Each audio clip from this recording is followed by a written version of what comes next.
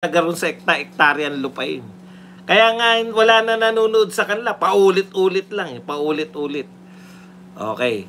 Kaya wala nang ano. Ngayon, eto may mga bago tayo naririnig. Pucha, yung pala yan ha. Kaya pala nagkatampuhan dahil pati ko nanonood eh. Panoorin ko, ano ba pinag-awayan ng mga to. Tuwan-tuwa si Batang Mindanao, hindi ka makasama. Pati si Batang Mindanao, kasama rin to eh. Napagbintangan tong nagnakaw ng ano. Ano ba ninakaw?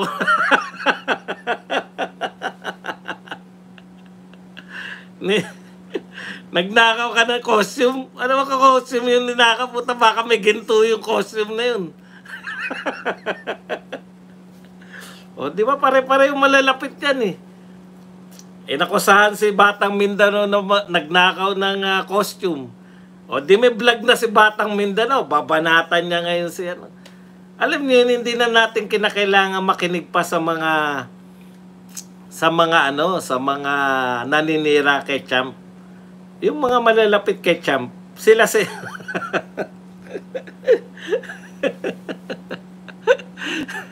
pinapaliwanag ko lang sa inyo na talagang tama yung payo ko, di ba? Mukha lang, akala nyo kasi nung una, putya, ano to si Badong, baliw na to.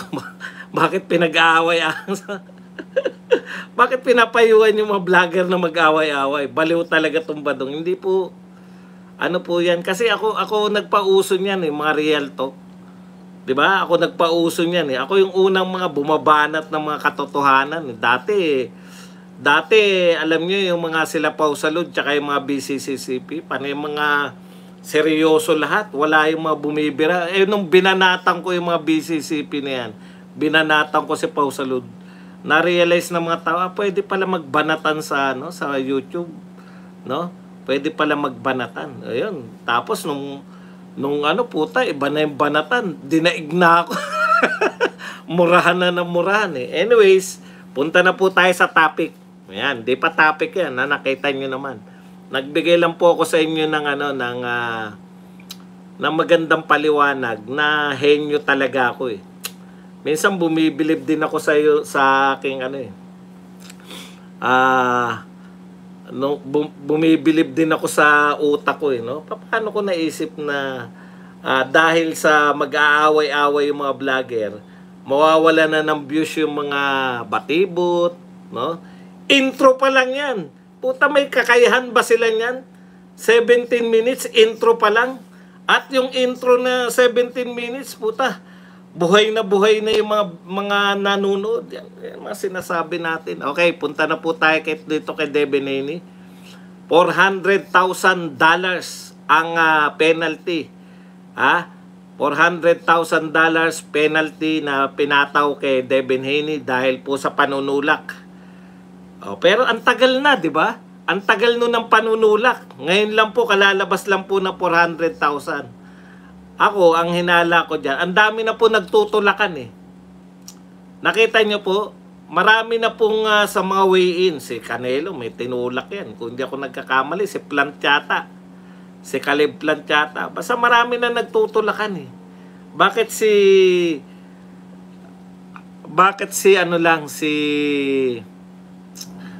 Devin Haney lang po yung wag magbuhat. Puta, wala akong pakialam. Talagang ganun kami. No? Kung hindi magbubuhat si Cuadro Alas ng sarili niyang bangko, hindi sumikat yan. Di ba? Ganun talaga. Puta, akala nyo ba sisikat ako ng ganito itsura ko? Kung hindi ako nagbubuhat na sarili kong bangko. Ganun talaga. Buhay. Okay. Balik tayo kay Devin Haney. Si Devin Haney, kung papansinin po ninyo, siya lang yung binigyan ng penalty. Ang dami po nagtutulakan eh. At saka late na, di ba? Dapat before o kaya after. Anong petsa na ngayon? Miyerkules na.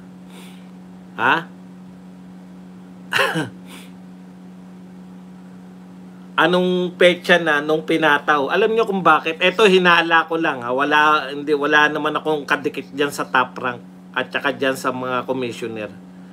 Ang hinala ko dyan, Siniraan kasi ni Devin Haney si Bob Arum. Hindi mo pwedeng gawin yan kay Bob Arum. Lahat ng tao bawal, di ba?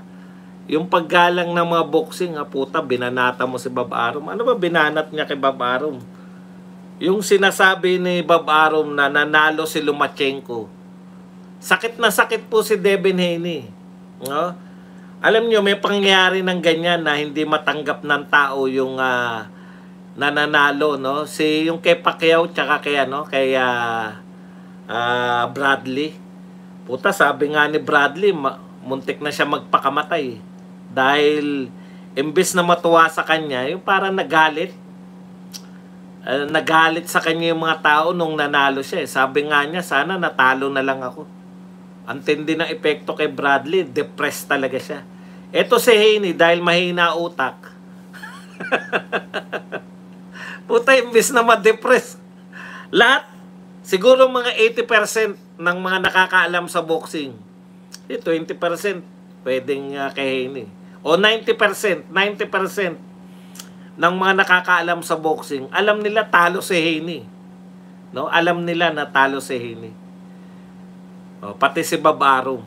Ngayon, ano sabi niya kay Bob Arum? Ay putya, si Bob Arum, yung matanda na yan, tinitignan daw niya si Bob Arum. Tulog daw. Paano nasabi ni Bob Arum na talo siya? Tulog si Bob Arum nung habang nanonood. Kita mo? Kawalang kabasusan nito ni Devin Haney. Yan ang napala mo. Binigyan ka ng penalty ng 400,000.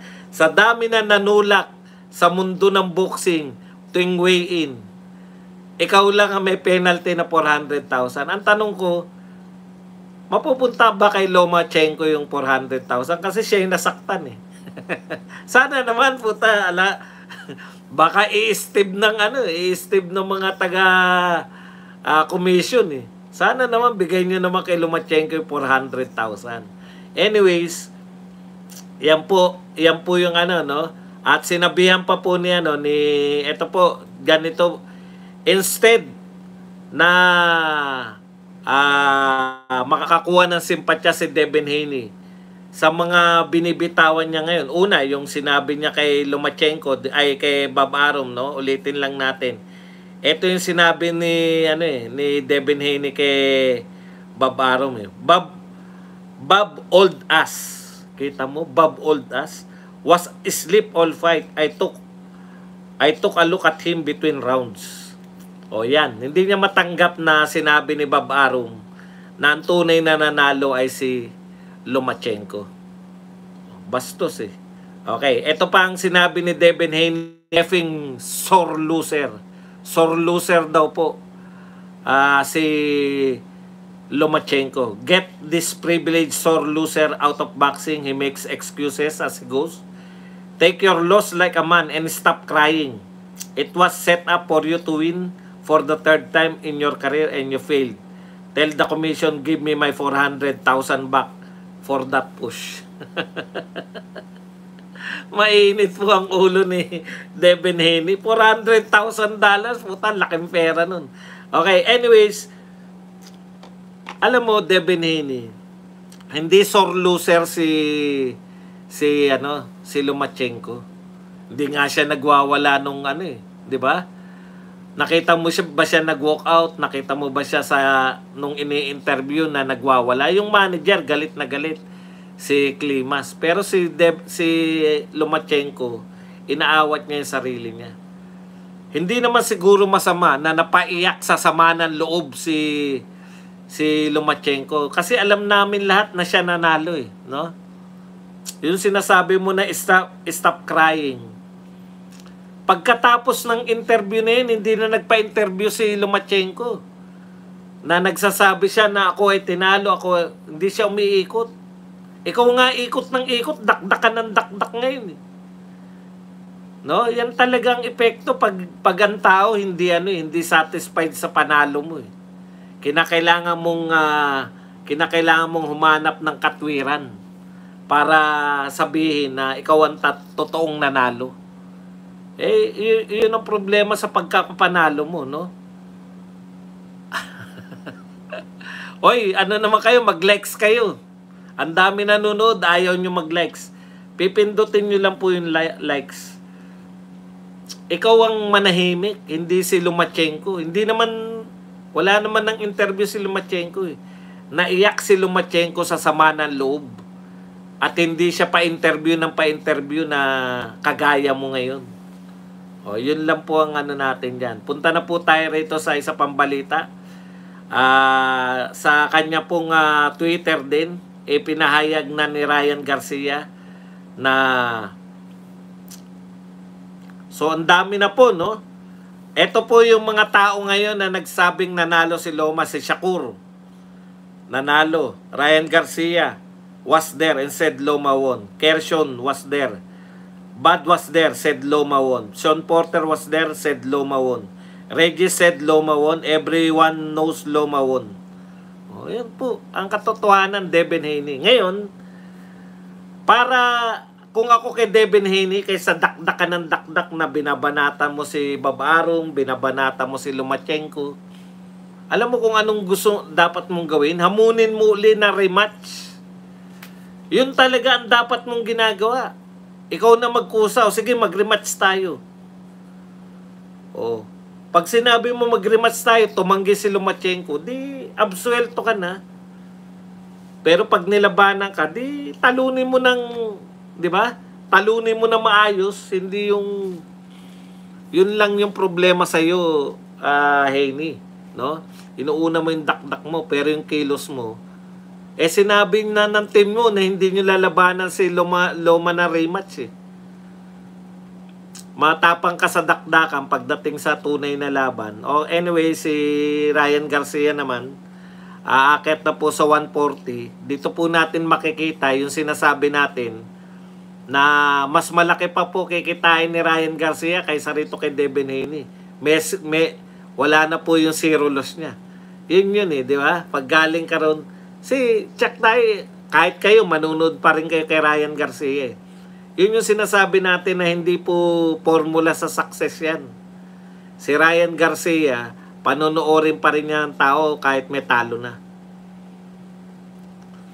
At dahil po dyan, sinamantala po ng pagkakataon nito ni Rolly Romero na champion po ngayon sa 140. Pinakamahinang champion ng 140. Yan yung ano, di ba? Maagang inawat yung kaya nanalo dahil maagang inawat. Lamang na lamang yung kalaban. Sa 140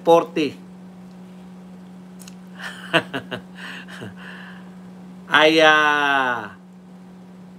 140 pounds hinahamon ni Rolly na champion si Ryan Garcia. Yan lang po ang ating topic. Alam kong gigil na kayo sa pagko-comment. Panahon na para magbasa at magtanong. Magbasa po ng mga komento. Roward Austria, Boss Bas, bayad ng 400k o nagbayad ng 400k sa pagtulak? Nagbayad siya, siningil. Ngayon, magbabayad ba si Devin Haney? Siyempre, kukunin po ng ng commissioner yun sa ayaw mo sa gusto. Russia won. Yan, Wolverine X-Man. Nakalikes na, Boss Buds. Nag-like na ako, yan. Good morning, Boss Cyrus Gonzales. Palike mga idol. Boss Bas, bakit di natuloy dati ang Pacquiao Loma? Ayaw ni Loma eh. Umatras eh. Kita nyo, 147 si Pacquiao. Sabi nga ni... Hindi naman naghangad si Pacquiao na na yung meet me halfway. 147 siya, di ba? Si Loma, 135.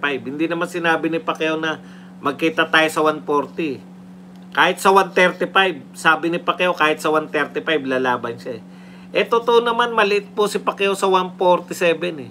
Pero alam na ni Loma yun, napakalakas ni Pacquiao sa kanya. Hindi siya mananalo kay Pacquiao.